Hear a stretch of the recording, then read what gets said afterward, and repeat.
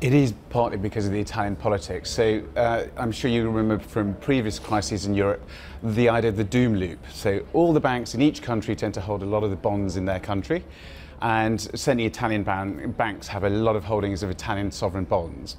So as those bonds sell off, so that eats into the capital ratios of the banks as well. So you get a real connection between the government bonds and the banking sector, and the worries tend to increase at the same time. So there is contagion, because if you look at the yields, I mean, one of the big stories for investors the last week or so is that there's no real contagion that's taken place between the Italian bond market and the rest of Europe. It's almost been shielded from the politics, all the noise out of Rome. But if you look at this particular trade, you can see that some of that negative sentiment from Salvini, Di Maio, and the Italian budget coming up, it's infiltrated the European stocks, the banks in particular.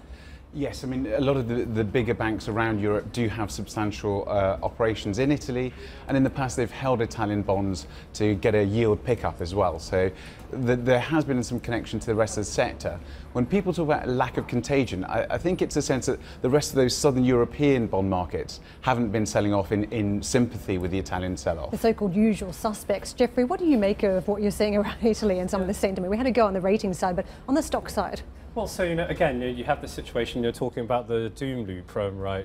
If it was, so clearly, on the systemic side, that's always been a concern. That was never resolved. And it will be resolved, if and when we get a banking union and things along those lines. But again, in the short term, if our view, and it has been, markets are overreacting, to the sovereign side, then the equity valuations sort of open up within financials, and that's something to consider as well.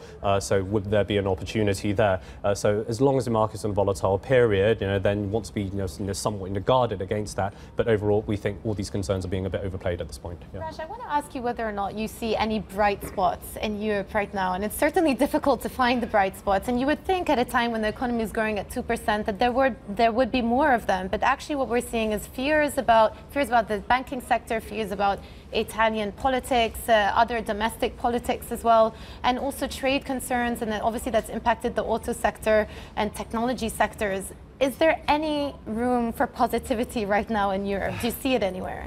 There is. There are parts of the European equity markets which have structural growth, where the growth doesn't depend upon another upswing in the global credit cycle and another upswing in the global economic cycle. So I think of things like healthcare, where European companies are pretty strong, where you can say that they can drive their own demand and they're not so vulnerable to things like the trade issues or indeed a sell-off in certain sovereign bond markets.